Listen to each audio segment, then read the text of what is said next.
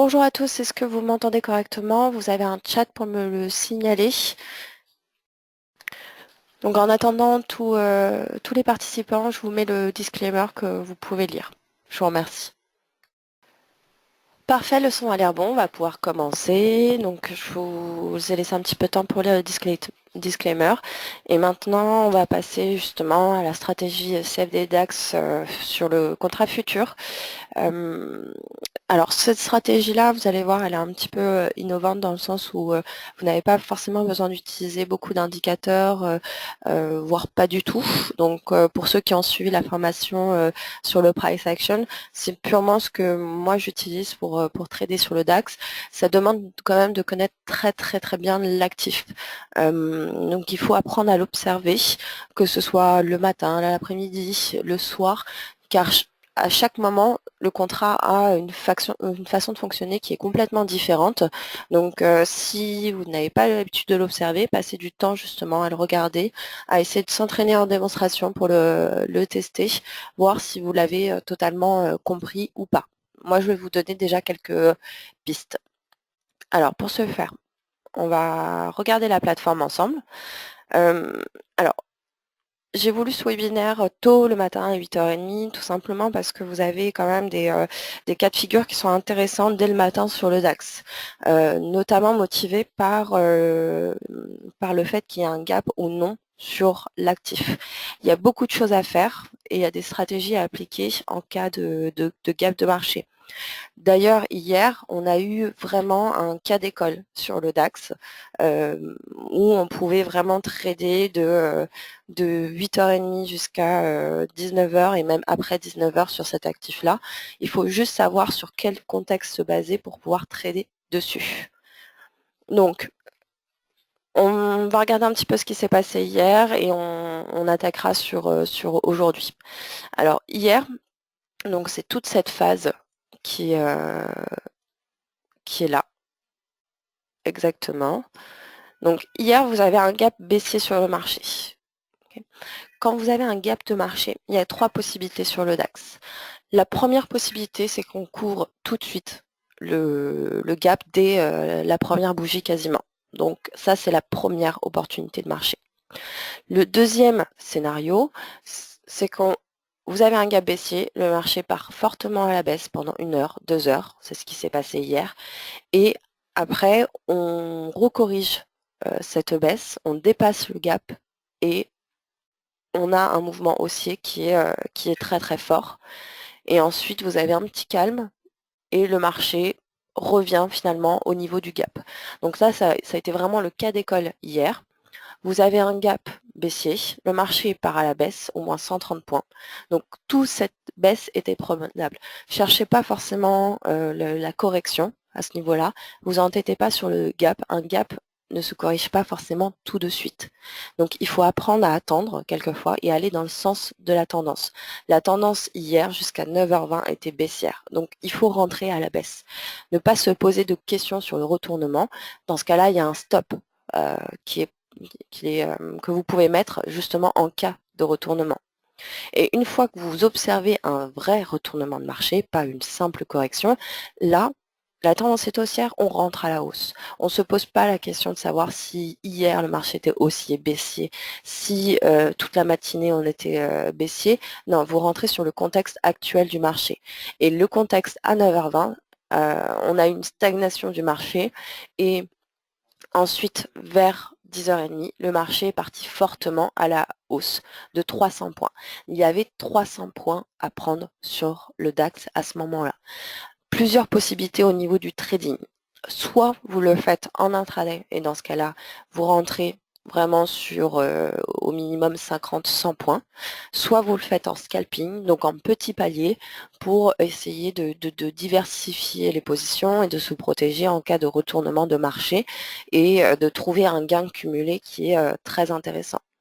Une fois que vous observez une vraie correction de cette phase de baisse. Attention, surtout quand on arrive plutôt dans l'après-midi, après l'ouverture des marchés US, et encore plus quand on arrive vers la fermeture de contrat à 22h, de bien faire attention à ce que le marché soit plutôt en zone plutôt qu'en tendance. Vous n'allez pas trader du tout de la même façon. Donc apprenez à identifier vraiment ces contextes de marché.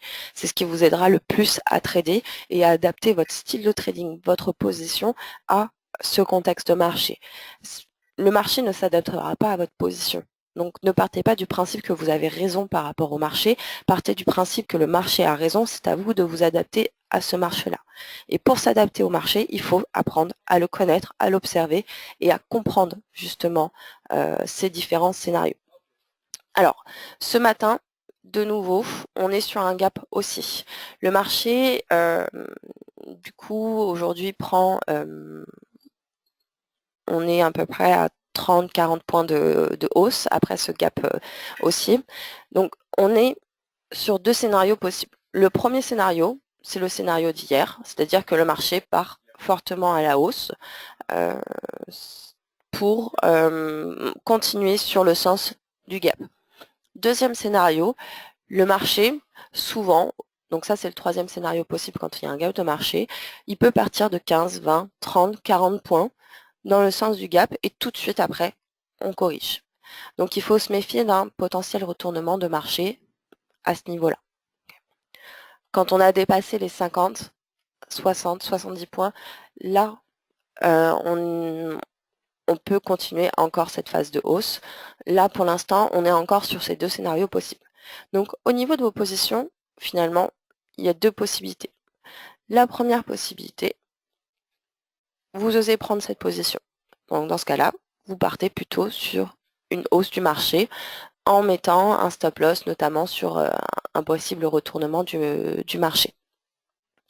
Ensuite, l'autre possibilité, c'est d'attendre. Peut-être qu'on soit plutôt au niveau de ces deux bougies qui sont assez fortes en termes de hausse et à ce moment-là rentrer plutôt sur une baisse du marché.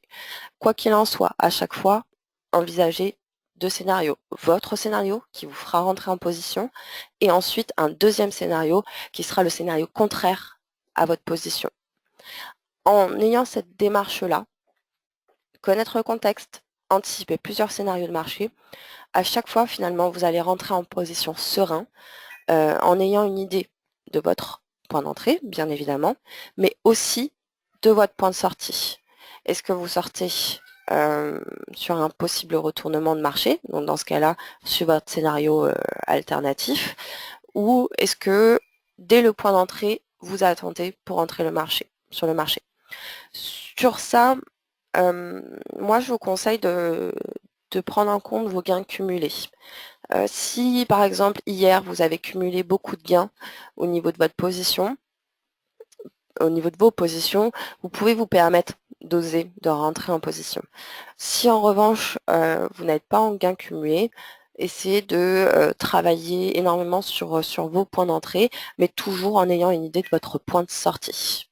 Okay.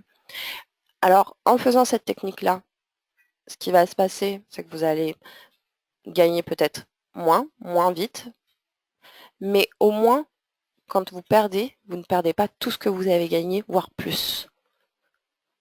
Donc, on va être vraiment sur quelque chose de progressif.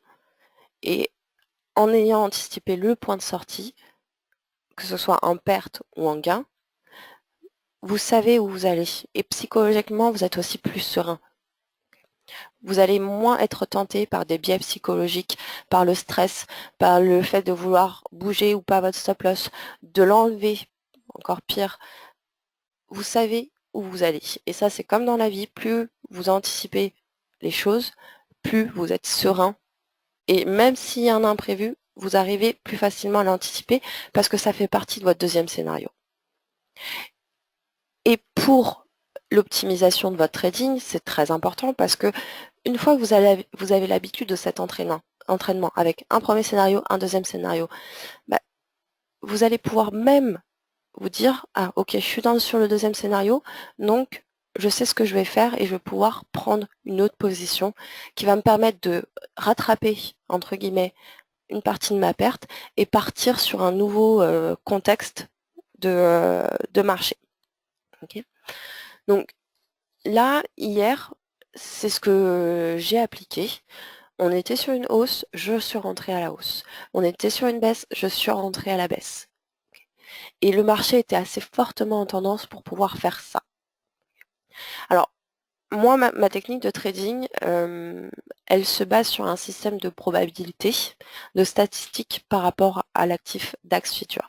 Alors, je réponds pas aux questions tout de suite, mais il y a une question qui est importante, effectivement, pourquoi je travaille plutôt sur le DAX plutôt qu'un sur un autre indice. Alors, le DAX, pour moi, est très adapté à mon style de trading. J'ai un style de trading plutôt sur du scalping, avec des objectifs assez court terme. Et du fait de sa valeur de points et de sa volatilité, le DAX est très intéressant pour ça. À titre d'exemple, le DAX, on est à 25 € le point. Sur le CAC, on est à 10 € le point. Donc aujourd'hui, quand je sors à 5 points ou à 3 points sur le DAX, c'est déjà intéressant en termes de gains. Si je fais la même chose sur le CAC 40, bon, c'est un petit peu plus calme, donc déjà l'opération se clôturera moins rapidement, et en plus de ça, je vais sortir avec moins de gains. Donc, c'est pour ça que je choisis le DAX. Je peux prendre exactement le même cas de figure avec l'euro-dollar. Alors, l'euro-dollar, lui, est quand même plus volatile que le CAC 40, mais sa valeur de points est de 10 $. Donc, pour moi, il est plus intéressant de prendre 3-5 points sur le DAX que attendre pour le même montant de gain 10 points sur l'euro-dollar, tout simplement. Ensuite, si je prends la comparaison entre l'euro-dollar et le DAX, l'euro-dollar, quelquefois, a des oscillations qui sont trop importantes, notamment des oscillations dans le sens contraire, qui font que dégager une tendance sur ces oscillations-là est plus compliqué. Le DAX a moins d'oscillations contraires, ça dépend bien évidemment des jours, hein. Tous les jours ne se ressemblent pas, et ce que vous avez appliqué la veille ne fonctionnera peut-être pas le lendemain, mais en tout cas, au quotidien, on peut observer que le DAX a une volatilité qui est plus structurée que l'euro-dollar. C'est un avis qui est purement subjectif. J'ai l'habitude de trader sur le DAX, donc je préfère bien évidemment le DAX, parce que je suis habituée à trader sur le DAX. Vous pouvez tomber sur une autre personne qui a plus l'habitude de travailler l'euro-dollar, qui a appris à connaître l'euro-dollar, donc qui ne trade exclusivement que sur l'euro-dollar. Quoi qu'il en soit, ça c'est un conseil notamment si vous êtes débutant sur le marché, ne vous amusez pas à trader 4, 5, 6, voire 10 actifs en même temps. Apprenez à en connaître un, et ensuite si vous êtes à l'aise sur un actif, éventuellement vous pouvez regarder les autres actifs. Mais évitez de multiplier les actifs, c'est jamais une bonne chose. De la même façon, ne tradez pas sur un actif parce qu'on vous a dit que l'actif était excellent et qu'il y avait énormément d'opportunités dessus. Apprenez plutôt à vous observer cet actif et à vous faire votre propre idée par rapport à cet actif. Okay. Encore une fois, le comportement de l'euro-dollar n'est pas du tout le même que celui du DAX. Vous ne tradez pas de la même façon sur le DAX, l'euro-dollar, le CAC et le pétrole, par exemple. Ce sont vraiment des actifs complètement différents. Le trading reste le trading, mais vous ne tradez pas de la même façon selon tous ces actifs-là. Donc, apprenez à les regarder.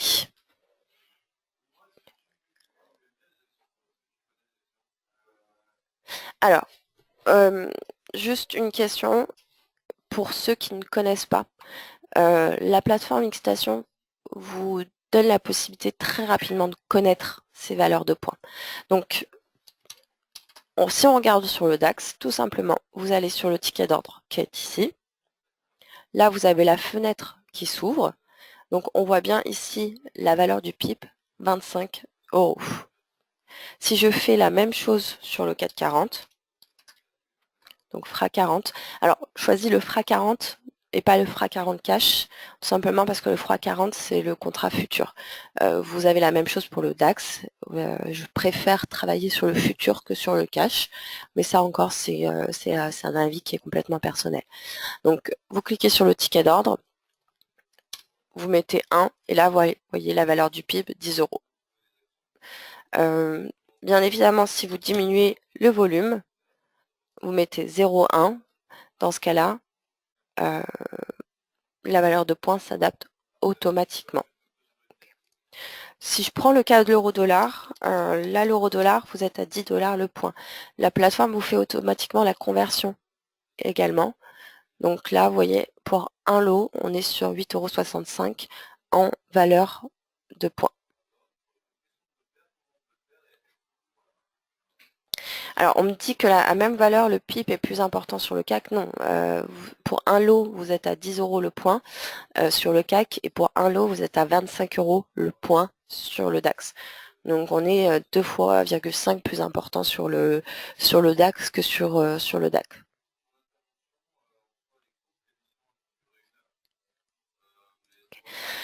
Alors, je reviens sur le fait d'anticiper votre position. Anticiper votre position vous permet aussi de pouvoir bien adapter votre volume. Donc là, on va prendre un exemple sur la configuration actuelle du marché. Là, vous êtes sur une configuration qui est assez spécifique. 2 scénarios possibles. Premier scénario, on va rentrer sur un mini range et casser à la hausse. Deuxième scénario, on va repartir tout de suite sur la correction du gap, donc plutôt sur une tendance baissière. Donc là, j'ai gagné depuis ce matin 2 positions sur le DAX, sur une hausse de l'actif. Là, j'en ai perdu une. Okay. Donc, ce que je peux faire éventuellement pour être sûr, c'est prendre une position sur mon premier scénario, qui est un scénario de baisse. Au lieu de rentrer sur un lot, je vais rentrer sur 0,5 lots. Okay. Pour voilà, essayer de confirmer cette tendance-là. Je peux essayer même d'alourdir ma position avec un seul set stop déjà prévu à ce niveau-là, où je vais mettre mon take profit pour être sûr en début de gap et mon stop loss à ce niveau-là. Je ne vais pas rentrer dans des considérations de risk-reward. Ça ne m'intéresse pas pour mon style de trading. Tout simplement parce que avec le price action, ça me permet d'avoir un pourcentage de trade gagnant qui est assez important. Donc, je peux facilement compenser une perte par 3-4 gains. D'autant que j'augmente mes probabilités aussi de gains en ayant forcément un take profit plus serré et en probabilité, il sera, entre guillemets, plus touché. Okay. Donc ça, le stop loss, le take profit, je le paramètre automatiquement sur chaque position DAX prise. Donc sur chaque position DAX, j'ai 5 points de take profit et 15 points de stop loss. Ensuite, quand je prends ma position, je peux éventuellement l'adapter, mais uniquement quand je prends ma position, pas en attendant de voir ce que donne le marché. Non, c'est tout de suite. Okay. Et je vais paramétrer justement ces take profit et stop loss par rapport à ce que me dit le marché. Là, par exemple, mon stop loss, je le trouve un petit peu trop éloigné. Je pense qu'au vu de mon deuxième scénario, qui est le fait de repartir à la hausse, je vais le descendre un petit peu mon stop loss. Je le descends juste au niveau du plus haut. Je pense que quand on dépassera ce niveau-là, alors je vais vous le montrer plus, ce niveau-là, il y a des chances pour que le marché reparte à la hausse. Donc je préfère attendre et baisser mon stop loss qui initialement est à 15 points et le mettre un petit peu plus bas, puisque là, mon premier scénario ne sera plus réalisable. Donc là, j'ai un premier take profit qui a été clôturé. Deuxième possibilité, et là, comme la journée d'hier s'est bien passée, je vais essayer d'en profiter assez fortement et je repars tout de suite à la baisse. Voilà. même si j'ai déjà un sell stop, je suis sur une position de 0,5 avec un objectif court terme, donc je peux me permettre de rentrer sur un lot avec le capital que j'ai actuellement. Voilà. On peut rentrer pour se rassurer sur un volume plus faible, on peut rentrer sur un volume plus fort. Ça dépend effectivement de votre confiance, sans être dans l'euphorie, mais ça dépend de votre confiance par rapport au marché, par rapport à ce que vous avez fait précédemment également. En tout cas, tant que vous avez bien anticipé sur la valeur de points, sur ce que ça représentait en euros par rapport à votre capital, par rapport à ce que vous avez cumulé comme gain, c'est le plus important. Après, à vous de choisir votre volume. En revanche, à partir d'un certain capital, ça ne sert à rien de rentrer sur du micro-lot au niveau de vos positions. Le micro-lot, c'est du test. Okay. C'est vraiment si vous voulez faire du test sur un environnement réel. Mais en aucun cas, vous allez pouvoir faire un gain, dégager quelque chose au niveau de votre compte de trading sur du micro-lot, à part vraiment si vous êtes sur une tendance très très très forte. Mais dans ce cas-là, vous vous engagez forcément sur du swing trading. Donc pour faire du swing trading, il faut être très patient et il faut apprendre à ne plus allumer sa plateforme tout simplement quand vous êtes en position et laisser faire votre position en stop loss et en take profit. En revanche, ça aussi c'est très important, anticiper la clôture à 22 heures. Le gap, je vous en ai parlé comme une opportunité, mais le gap de marché, si vous tenez une position en overnight, c'est un danger. Okay, parce que quand vous mettez un stop loss ou un take profit en overnight, il faut savoir qu'il sera exécuté au premier prix disponible sur le marché, c'est-à-dire à l'ouverture du gap. Si vous êtes sur un gap de 10-15 points, bon, ça sera 10-15 points de plus en perte ou 10-15 points en plus en gain. En revanche, et ça peut arriver surtout sur le DAX, surtout quand vous êtes sur des tensions internationales qui sont très fortes, comme en ce moment, on peut être sur des gaps de 40-50 points. Vous avez des événements, on a connu il y a 2 ans, du type Brexit, l'élection américaine, où on était sur des 100, 200 points, 1000 points de gap de marché. Donc ça, méfiance. Quand vous tenez une position en overnight, il ne faut pas qu'elle soit tenue par défaut, parce que votre position n'est pas gagnante, il faut qu'elle soit réfléchie. Okay. Donc, anticipez au préalable dans vos scénarios, et dans ce cas-là, effectivement, vous pouvez prendre une position en overnight parce que le volume que vous avez pris était plus faible. Mais jamais prendre une position en overnight quand elle n'est pas anticipée dès le début, quand elle n'est pas prévue dès le début. Dans ce cas-là, c'est ce que vous avez fait une erreur quelque part. Okay. Alors, du coup là, pareil, ce stop loss là, je vais le diminuer un petit peu. Alors, ce pourquoi je ne mets pas directement mon take profit sur le bas du gap, c'est juste une petite prévention.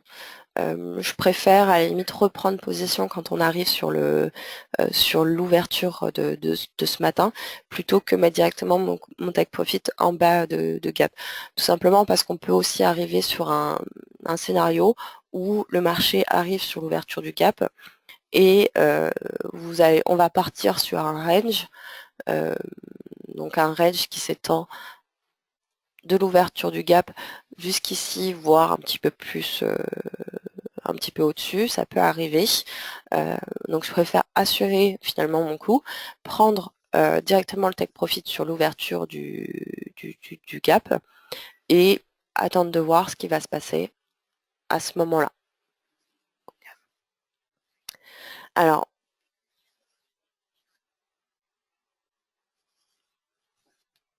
point important, là vous voyez mon take profit a été franchi mais il n'a pas été encore exécuté. Est-ce que vous comprenez bien la notion de prix bid et prix ask? Okay. Parce que ça, je peux tout à fait l'éclaircir et c'est une notion qui est assez importante. Je reprends à la baisse, vraiment, pour essayer d'optimiser justement mon trading jusqu'au bout. Alors, certains ne comprennent pas la notion de prix bid, prix ask. Alors, sur le DAX, vous avez très peu de différence étant donné que le spread est assez serré. Sur d'autres actifs, ça peut être plus important. Mais en gros, quand vous rentrez à l'achat, le prix de référence, c'est le prix ask, le prix d'achat. Quand la position d'achat se clôture, on prend le prix bid, c'est-à-dire le prix de vente. Okay. Quand vous prenez une position de vente, dans ce cas-là, le prix de référence est le prix bid. Quand vous clôturez cette vente, c'est le prix ask, le prix d'achat. À chaque fois, ça s'inverse. Sur le graphique, par défaut, vous n'avez que le prix de vente. Donc, vous pouvez demander l'affichage du prix ask. Ça ne sera pas retranscrit sur les bougies, mais vous pouvez avoir le prix affiché qui est ici. Et dans ce cas-là, vous faites un clic droit, vous faites personnaliser l'affichage du graphique, vous allez dans Trading et vous affichez la ligne ask. Encore une fois, sur le DAX, c'est pas le plus important. En revanche, sur d'autres actifs, notamment les matières premières, vous êtes forcément sur un spread qui est plus large, étant donné la liquidité de ce type de marché. Donc, ça peut être important de l'afficher. Là, je vais redescendre un petit peu mon stop loss, okay, juste pour m'assurer qu'il n'y ait pas de retournement. Et je le place ici, puisque là, on a 4 bougies baissières à ce niveau-là. Je ne veux pas qu'il soit exécuté trop tôt sur une potentielle zone d'accumulation. Je préfère le mettre un tout petit peu plus au-dessus, pas énormément non plus, mais un peu plus au-dessus pour éviter d'être exécuté sur une simple mèche. Ça aussi, apprenez à observer les bougies. Les bougies, ça s'observe au niveau de la taille de la bougie. Est-ce qu'on est sur des bougies assez serrées, comme on peut le voir ici, ou alors est-ce qu'on est sur des bougies importantes ici? Ça vous donne des indications sur ce qui peut se passer. Est-ce qu'on est sur un enchaînement d'une, deux, trois bougies? Une, deux, trois bougies, on n'est pas sur une tendance encore. Ou est-ce qu'on est sur un enchaînement, comme on peut le voir ici, de plusieurs bougies haussières, ou ici, encore plus important, sur plusieurs bougies baissières?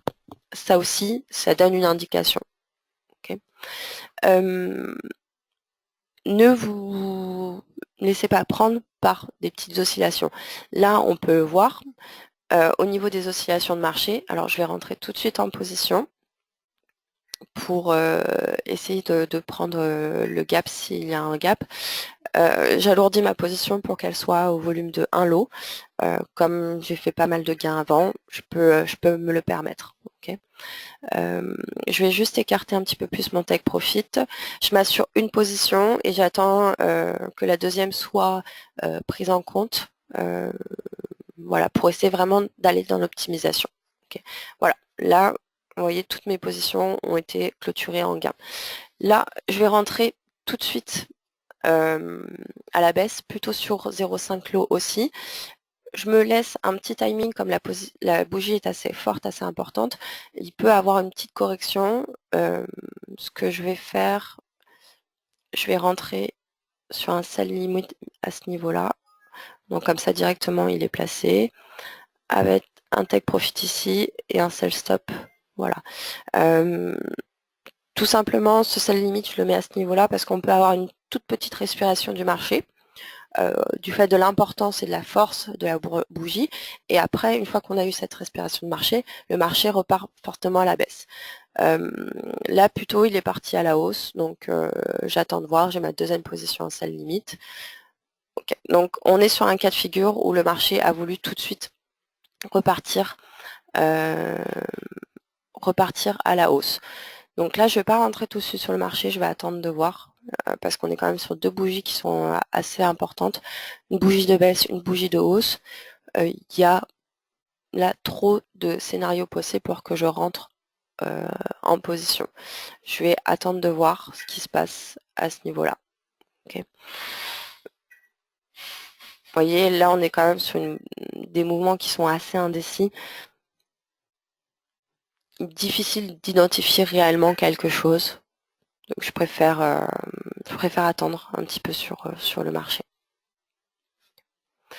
Alors, j'en profite pour répondre aux questions. Alors, sur quelle unité de temps? Personnellement, j'utilise du 1 minute parce que j'aime bien chaque nuance du marché. En revanche, faut vraiment bien connaître l'actif pour utiliser du 1 minute, dans le sens où il ne faut pas se laisser prendre par une petite respiration, par une simple correction du marché. Faut vraiment être assez sûr. Alors, là, je vais tenter une hausse du marché. Je sens que le marché essaye de pousser assez fortement à la hausse. Je reste dans mon cumul de gains, donc je vais essayer d'en profiter. Alors, je ne l'ai pas regardé avec vous, mais là, je viens d'avoir la formation.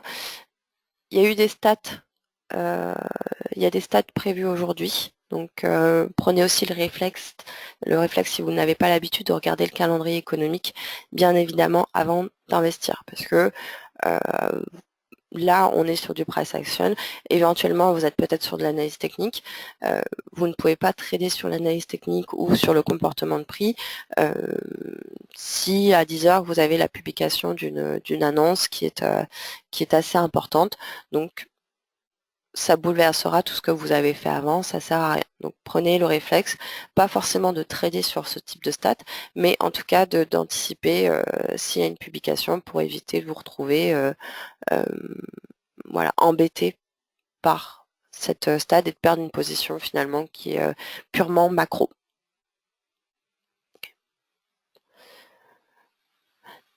Là, point important, le contexte de marché des jours précédents peut vous être utile aussi dans votre anticipation, mais ne doit pas déterminer votre trading. Okay. Vous ne pouvez pas trader en scalping sur ce qui s'est passé la veille, ou encore pire, la semaine d'avant. Okay. Vous devez utiliser ce qui se passe actuellement sur le marché. Okay. Donc là, je rentre sur une position à la hausse encore. Je vais essayer vraiment d'optimiser mon trading. Tout simplement parce que vous êtes sur du scalping, vous êtes sur de l'instant T. Ce qui vous intéresse, c'est le contexte de marché actuel. Là, pour moi, j'ai déjà oublié le gap. J'ai déjà oublié la correction du gap. Je suis sur ces mouvements-là. Okay. Donc, à partir de ce moment-là, ce qui vous intéresse, c'est vraiment ce qui s'est passé juste avant. Ne vous polluez pas par un contexte plus général. J'entends souvent dire, surtout quand on est en perte sur une position qu'on n'a pas assez prévue, oui, mais la semaine dernière, on était sur un support, mais la semaine dernière, on n'a pas franchi ce prix. Comme j'ai beaucoup entendu dire, oui, mais on est sur des plus hauts au niveau des indices. Un plus haut, ça se casse. Donc, du coup, ne vous fiez pas forcément tout le temps à ces cassures de marché et ne partez pas du principe qu'à chaque fois qu'on arrive sur un support ou une résistance, le marché va se retourner. Ça arrive quand on est sur un marché qui est très en range.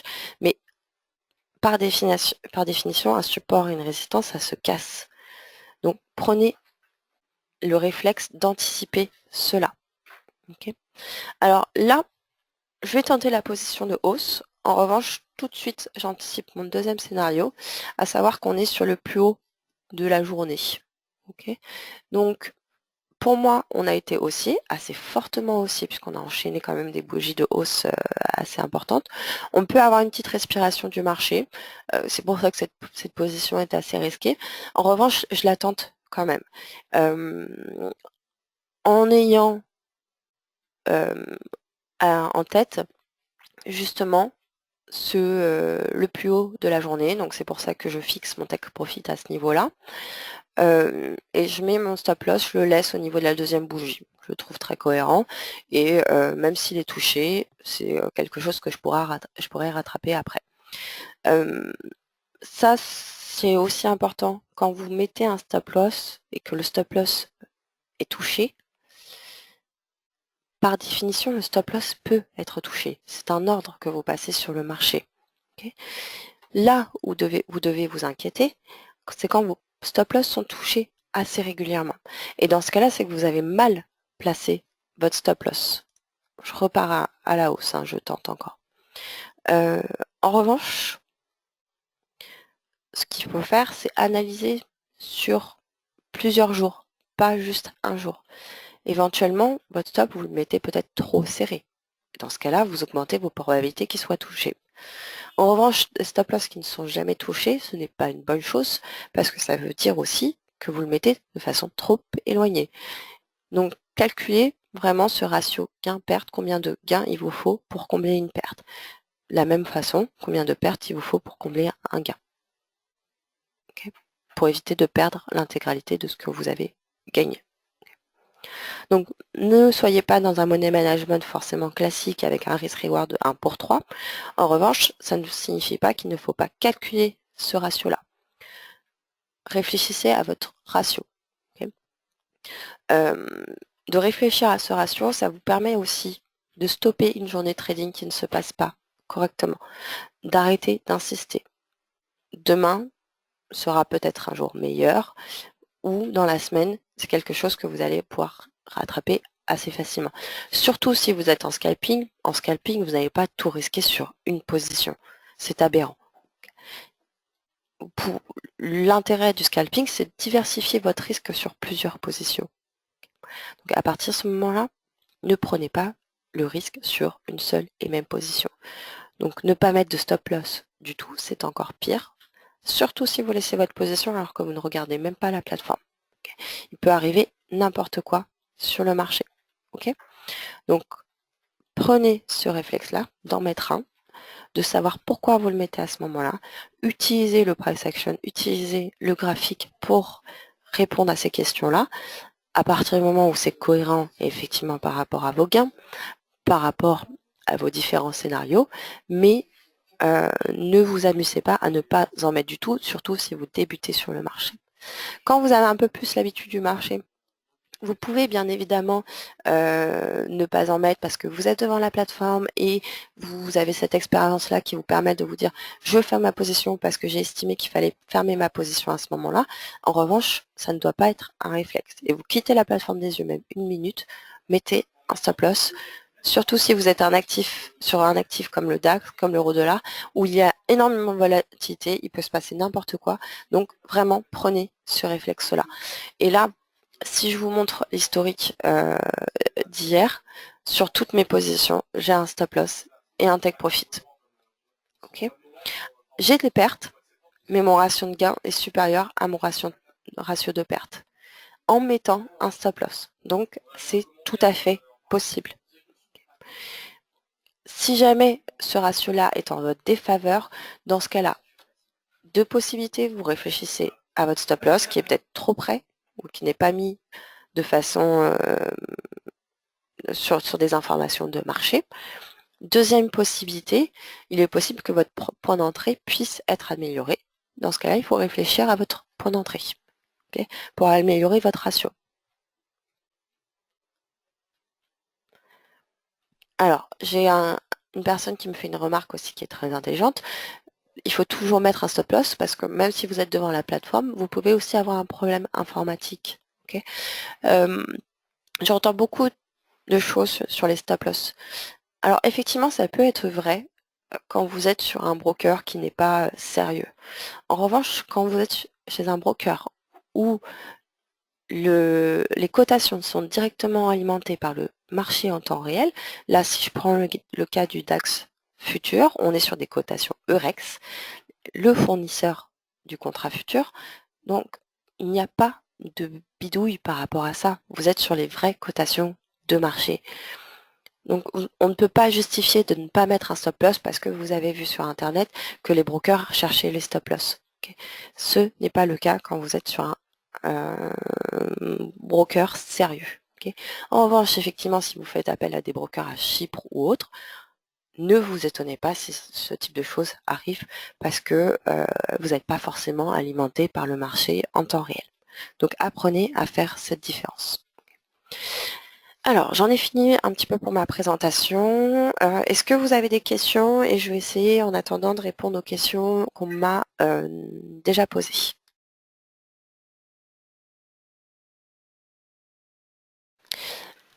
Alors, on me demande pourquoi j'ai les mêmes volumes sur chaque actif. Tout simplement parce que je ne traite pas les autres actifs. Hein. Je peux les regarder, mais je ne les traite pas. Donc forcément, par défaut, le volume est de 1. Donc du coup, ça reste à 1.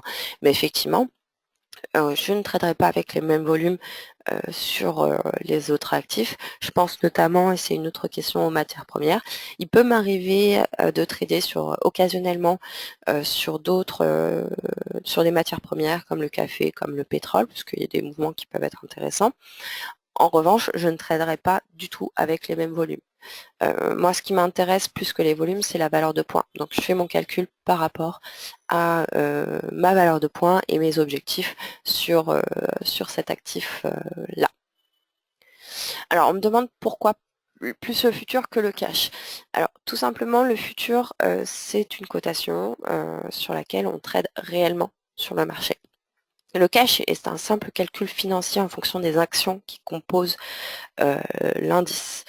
Donc, déjà, les horaires d'ouverture du futur, c'est 8h à 22h, donc ça m'intéresse davantage. Sur le CAC, selon les actifs, c'est 9h, 17h, 9h, 17h30. Voilà. Vous pouvez bien évidemment trader après 17h ou 17h30 sur ce type d'actif, mais dans ce cas-là, vous rebasculez sur la cotation future et vous n'êtes plus dans la cotation cash. Donc, pour plus de transparence, tout simplement, je préfère trader sur le futur que sur le cash. Voilà.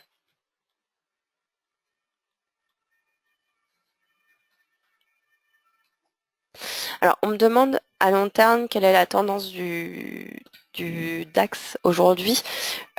Alors, cette question, elle est très intéressante, tout simplement parce que je n'ai pas du tout, je ne me fixe jamais une tendance de fond sur le DAX sur du long terme puisque j'en fais pas.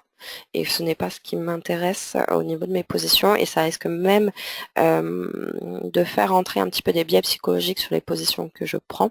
Donc je préfère toujours me focaliser sur l'instant T quand je prends mes positions. De plus, le long terme sur un actif comme le DAX, c'est très très compliqué à anticiper. Euh, il peut se passer n'importe quoi. On est sur des tensions internationales fortes. Il y a des stats qui tombent tout au long de la journée. Vous ne pouvez pas à chaque fois vous focaliser sur une tendance long terme. En tout cas, moi, ce n'est pas mon rôle, ce n'est pas ce que je fais. Euh, donc, si vous posez la question à moi, pour moi, le long terme actuellement, c'est de la voyance, plus que vraiment une décision de fond. Après, il y en a qui arrivent très bien parce que au niveau de leur position, ils ont anticipé au niveau du volume, ils ont anticipé au niveau des stop loss des take profit, ils ont anticipé au niveau du capital des fonds disponibles. En revanche, aujourd'hui, moi, je serais incapable de faire une tendance long terme sur le DAX. Il y a trop de, il y a trop de faits externes, de macroéconomiques pour que vraiment je me fixe sur quelque chose. Alors, on me pose la question du rectangle bleu. Le rectangle bleu, c'était vraiment pour montrer un petit peu la journée d'hier qui était très très très intéressante au niveau du trading. Donc c'est d'apprendre à trader et de se focaliser sur chaque contexte de marché. Et une journée n'est pas un contexte. Vous pouvez avoir 4-5 contextes de marché par journée. Et c'est vraiment ce qui s'est passé hier, où gap de marché, une forte baisse dans le sens du gap. Ensuite, zone d'accumulation, on repart sur une hausse du marché. De nouveau une zone d'accumulation plus une hésitation assez forte. Et là, on revient sur la zone du gap où de 19h à 22h, vous avez un range qu'il est tout à fait aussi possible de trader. Là, vous voyez, bon, du coup, j'ai un petit peu loupé le mouvement haussier, mais qui était assez fort. Là, typiquement, mon stop loss était mal placé. J'aurais dû le placer un petit peu à la moitié de la hausse. Je l'ai passé un peu plus tôt pour assurer. Mais si je l'analyse, j'aurais dû passer ma position vraiment en milieu de toute la zone haussière.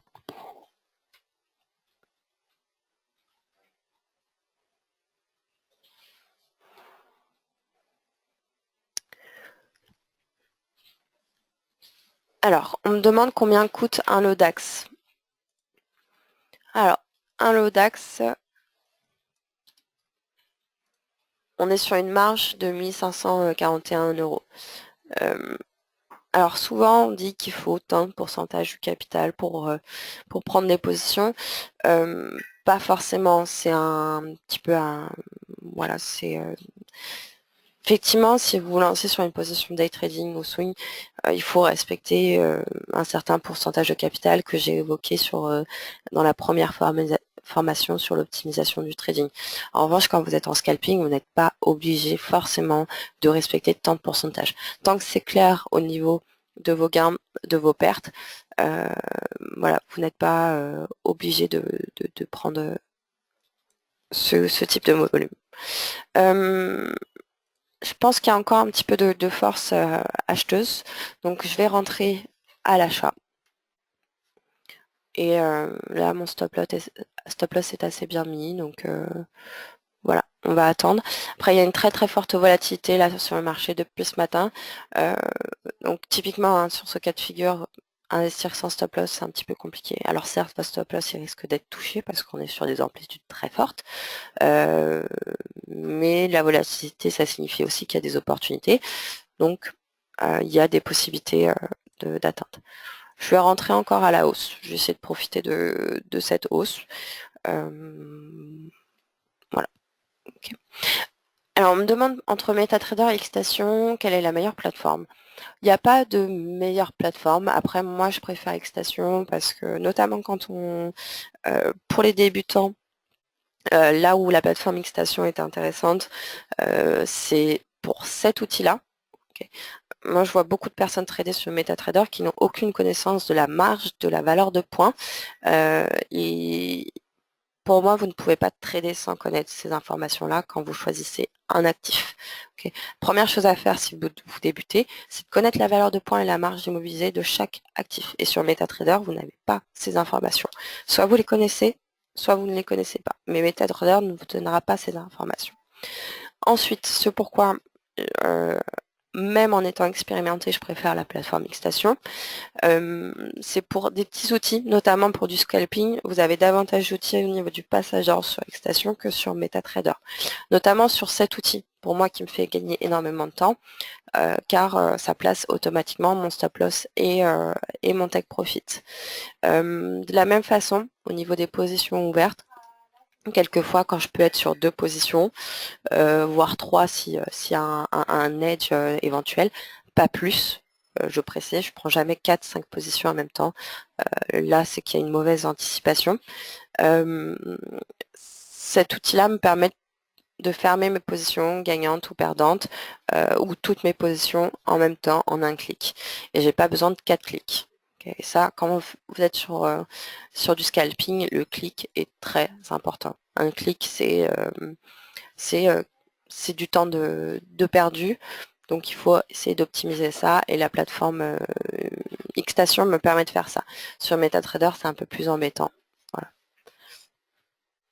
Alors, les points pivots sont effectivement disponibles sur Xstation. Vous pouvez toutes les utiliser et dans ce cas-là, vous allez ici, vous tapez pivot et là, vous les mettez. Alors personnellement, je ne travaille pas avec des indicateurs, mais effectivement, les points pivots, ça peut être un indicateur si on n'arrive pas à placer finalement ces supports résistance soi-même. Juste un conseil, avant d'utiliser les points pivots, apprenez déjà vous, ou du moins essayez de placer vos supports résistance seuls, d'essayer de trader sur ces supports résistance plutôt que de trader sur uniquement les points pivots quand vous n'avez pas l'habitude de trader dessus. Donc je vais regarder. Sur la journée d'aujourd'hui, ça fait 306 € de gain et la journée n'est pas terminée. Donc effectivement, vous voyez, sans indicateur, juste avec du price action, juste en regardant un petit peu les bougies, les mouvements de marché, en connaissant l'actif, il est tout à fait possible de faire du gain en ayant des stop loss touchés. Voilà. Alors, est-ce qu'il y a d'autres questions? Sinon, je vais terminer ce webinaire.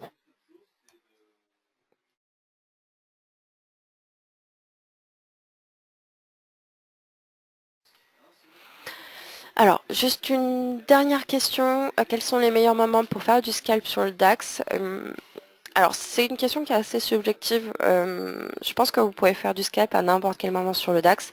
Après, il faut adapter votre scalping. Moi, il m'est déjà arrivé de faire du scalp à 18 h sur le DAX. C'est chose que je ne vais pas trader de la même façon parce que je sais que forcément, il n'y aura pas la même force des marchés. C'est subjectif aussi parce que on peut très bien se faire à la volatilité de marché comme ce matin et certains peuvent être totalement effrayés par ces volatilités et préférer le calme d'un marché à 18 h. Pourquoi pas? Choisissez le moment qui vous correspond le plus. Moi, j'aime beaucoup le matin sur le DAX. J'aime bien aussi la phase un peu plus calme entre 10h30 et 13h, parce que ça me permet d'assurer mes positions.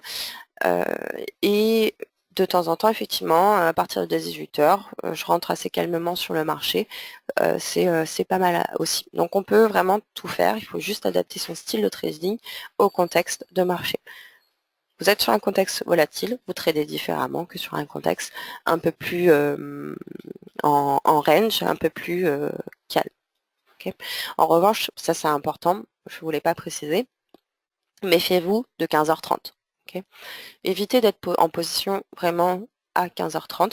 En revanche, prendre des positions juste après 15h30, ça peut être intéressant. Simplement qu'à 15h30, vous avez l'ouverture des marchés US. Donc à 15h30, tout ce que vous avez vu le matin peut être totalement bouleversé. Donc, apprenez à ne pas être en position à 15h30, mais de reprendre éventuellement une position après, juste après l'ouverture des marchés, et profiter de ce temps de volatilité juste après l'ouverture des marchés US. Alors, combien de temps je suis le DAX? Quasiment toute la journée. Je suis devant toute la journée, donc j'ai cette chance-là, donc ça me permet effectivement justement de l'observer et d'apprendre à connaître ces différents contextes et ces différents scénarios.